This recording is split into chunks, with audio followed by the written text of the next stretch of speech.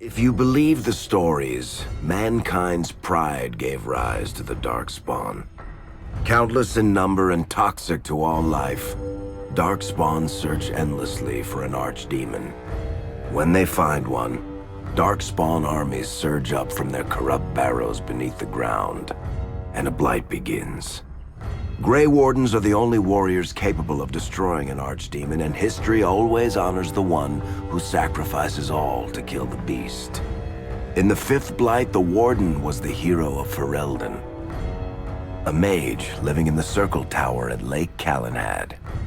Drawn into an escape plot by another mage, the hero became snared in the Circle's dangerous politics. Duncan, a Grey Warden, helped the mage escape to a new life as a Warden. The allied Ferelden and Grey Warden forces met in Ostagar, where King Kaelin's armies and a host of Wardens gathered, ready to destroy the Darkspawn. But valor turned to despair as Loghain betrayed his king.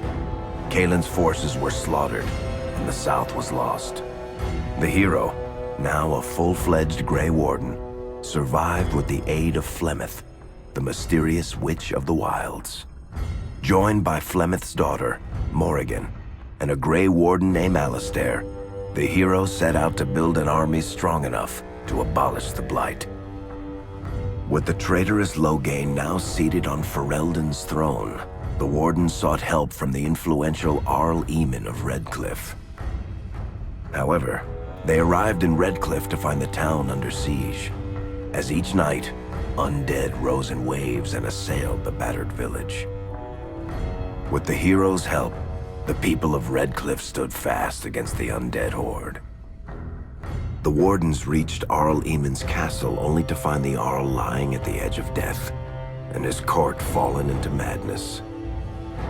To save his father's life, Eamon's young son, Conor, had made a deal with a demon, and quickly fallen victim to its possession. The hero intervened, freeing Conor from possession and breaking the demon's hold over Redcliffe. But deals with demons are never straightforward. The demon agreed only to save Eamon's life, not restore him to health. Arl Eamon needed a miracle to recover.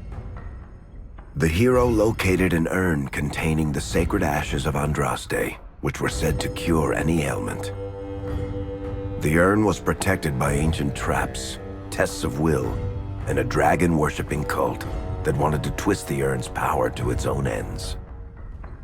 The urn remained pure, but mysteriously disappeared after the Wardens departed.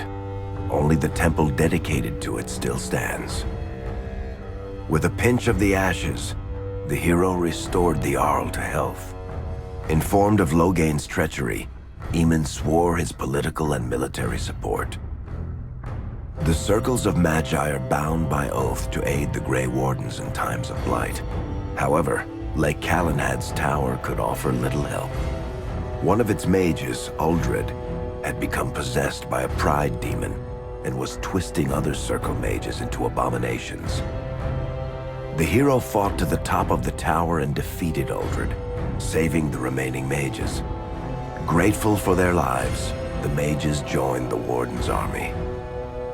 The allies gained at the Circle were not the only soldiers to join the Warden's forces, however. Dalish elves don't usually make alliances, but even deep hatred can be set aside in the face of oblivion. An ancient curse was destroying Ferelden's largest Dalish clans, turning the elves into werewolves. Zathrian, the clan's keeper, claimed that the cure required the heart of the great wolf, Witherfang. Years before, Zathrian himself had afflicted a group of humans with the curse that now ravaged his clan. As long as he lived, the curse endured. The hero freed the werewolves from the long-standing curse, and the Dalish joined the Warden's forces. Blights may happen hundreds of years apart, but the dwarves who live below the surface of Thedas fight Darkspawn every day. No one is better schooled in battling Darkspawn than the warriors of Orzammar, except perhaps their allies of old, the Grey Wardens. The hero arrived in Orzammar in the wake of King Endrin's death to find political factions fighting for control of the dwarven capital. Only the vote of a venerated paragon could break the deadlock to elect a ruler, and order the dwarves to honor their Grey Warden treaty and join the battle against the new blight. The hero set off to find a paragon named Branka, who had disappeared into the deep roads in search of a legendary artifact, the Anvil of the Void, created by the renowned smith Caradon to forge mighty war golems. The hero helped Caradon destroy the Anvil of the Void, along with the dark secrets that could trap a living soul inside a mechanical construct. The hero emerged from the deep roads with a master-forged crown to bestow the paragon's favor upon whichever rival candidate would be crowned king. Bhelen, the youngest son of King Endrin who was suspected of foul play, or Haramont, the aging traditionalist backed by the Dwarven Assembly. Bhelen followed his father to the throne. He leads with a ruthless but progressive hand, seeking to re-establish ties to the surface kingdoms. With Dwarden's strength now bolstering the Warden's army, the hero had to deal with Loghain so Ferelden could stand unified against the Darkspawn before the Blight swallowed the world. The kingdom of Ferelden stood divided. While some nobles supported Loghain's regency, others condemned his inaction against the Darkspawn. Civil war brewed, and Arl Eamon called a Landsmeet in hopes of curtailing the conflict and removing Loghain from the throne. Alistair ended Loghain's life in the name of justice for the Wardens who died at Ostagar. As the Warden's united army massed in Redcliffe, the Darkspawn overran Denerim, laying siege to Ferelden's capital city. The hero's army fought valiantly through Denerim and broke the Darkspawn siege. On Fort Dracon's highest tower, the hero's strongest allies fought alongside the Warden in a final heroic battle against the massive Archdemon. The Archdemon was killed without the sacrifice of a Grey Warden's life. With no Archdemon to lead them, the Darkspawn scattered. Most fled underground, still teeming in number and always seeking a new Archdemon to awaken. The shattered kingdom of Ferelden embarked on a long journey to recovery. In the Blight's aftermath, strong leadership was crucial. Alistair, half-brother to King Cailan, became Ferelden's new king, and the line of rulers who descended from Calenhad the Great remained unbroken. Ferelden still stands, as obstinate and resolute as the Dog Lords ever are, but the events of the Fifth Blight loom over it as the nation rebuilds. For people across Thedas, legends of the hero of Ferelden remain the nation's brightest beacons of hope during its darkest times. It all began in Kirkwall, the fall of Knight Commander Meredith, the Kunari Uprising, and of course, the Chantry's destruction and the onset of Mage rebellion.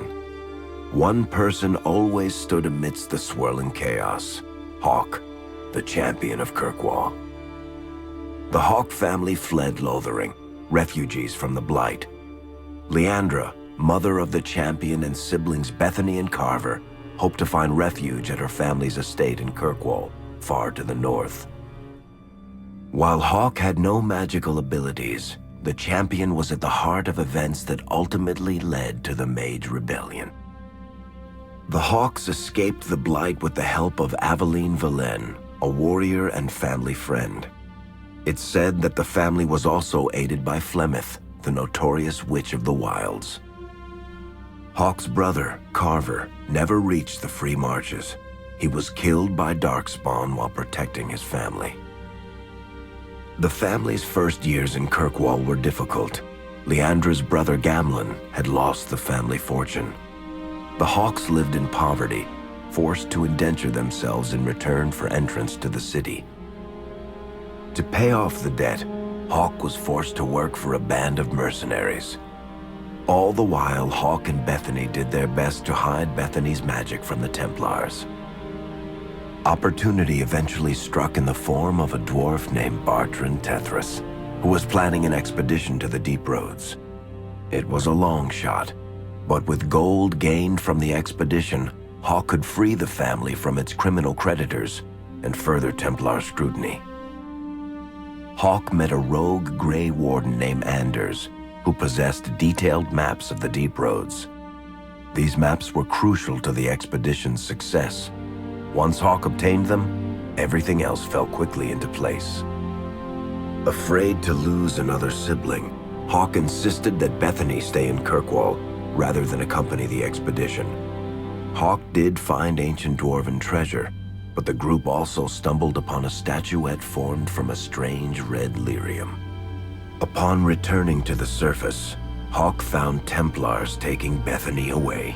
Her magic had been discovered. She joined a Mage circle soon after. The gold Hawk recovered from the deep roads brought back Leandra's stately childhood home in Hightown. The Hawks had barely settled into their new home when Leandra was murdered. A deeply sinister and twisted killing. Hawk hunted down Quentin, the blood mage responsible, but could not prevent Leandra's death. Leandra's tragic death was part of a critical problem facing Kirkwall. Rising tension between the city's mages, who felt increasingly oppressed, and Templars, who grew increasingly suspicious of their activities. Adding to the strain, a large contingent of Qunari had also established themselves in Kirkwall, much to the growing discomfort of the city's rulers. After their dreadnought was shipwrecked many years before, a group of stranded Qunari were allowed to remain in a cordoned-off area in Lowtown. As time passed, the Qunari made no effort to return home, and offered no explanation about why they remained. Tensions rose to a breaking point. Revered Mother Patrice, convinced the Qunari were a threat to the Chantry's faith, incited violence between the Qunari and the Kirkwall populace. Hawk knew that Patrice would bring about unnecessary conflict. Though the champion tried to stop her, Patrice orchestrated the murder of Seamus Dumar, a Viscount's son and a recent convert to the Qun.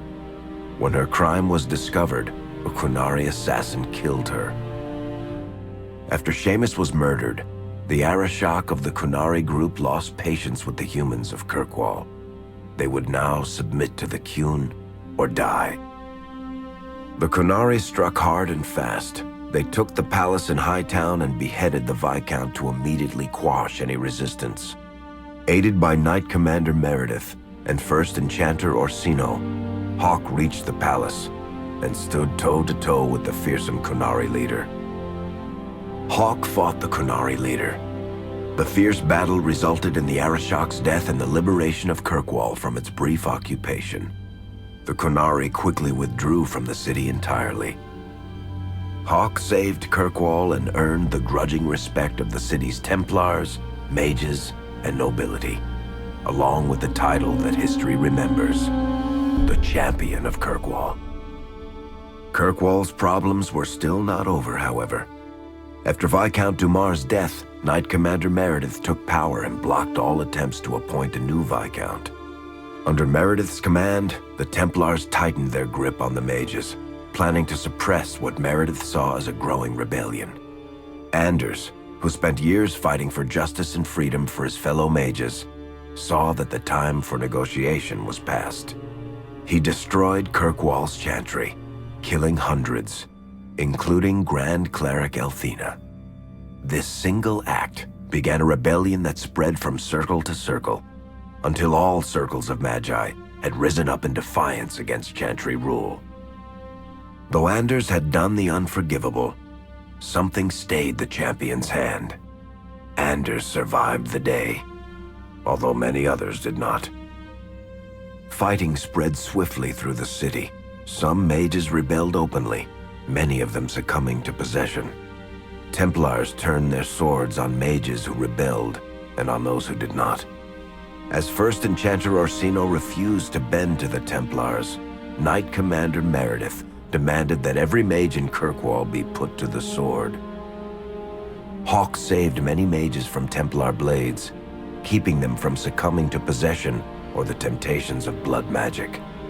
In the end, however, Hawk was forced to strike down Orsino, who had betrayed his own values by resorting to blood magic himself. The battle proved one thing. Knight Commander Meredith had gone mad. Hawke saw the truth of it when Meredith unsheathed her sword, and the red lyrium idol from the deep roads was embedded within it. The blade fueled her hatred and paranoia, as it had for months. After a horrific battle, the red lyrium of the Knight Commander's sword consumed her as she died. Meredith became a statue, her face a frozen mask of horror. Little is known of the champion since that final battle. However, Hawke's story lives on in legend and song. Memories of the indelible changes the champion of Kirkwall brought to the face of Thedas. The Mage rebellion in Kirkwall was felt throughout Thedas, the news spreading like wildfire. The Templars clamped down in response, but each new restriction only made things worse. Led by Grand Enchanter Fiona, the Mages voted for independence. The Circle of Magi would govern itself, without the Chantry and especially without the Templars. The result was cataclysmic. 2 circles were destroyed. Those within killed to the last mage, before the rest fled into the wilderness. Perhaps the mighty Empire of Orlais could have intervened in the war before it began, but that was not to be. Grand Duke Espard began a deadly civil war against Empress Celine, vying for the Orlesian throne. The mages were offered safe haven in neighboring Ferelden, but the Templars followed, and so their battle spread across all of Thedas. As head of the Chantry, Divine Justinia ordered the Templars to stand down. They refused, declaring their own independence. Thus, the war began in earnest. Templars hunting mages, mages fighting Templars. Their clashes wreaked untold destruction, and all sense of order was falling to pieces. Divine Justinia made one final desperate bid to end the war. She approached the leaders of both sides and convinced them to come to a conclave held on neutral ground. With the Chantry to mediate, Mages and Templars will talk for the first time since this all began.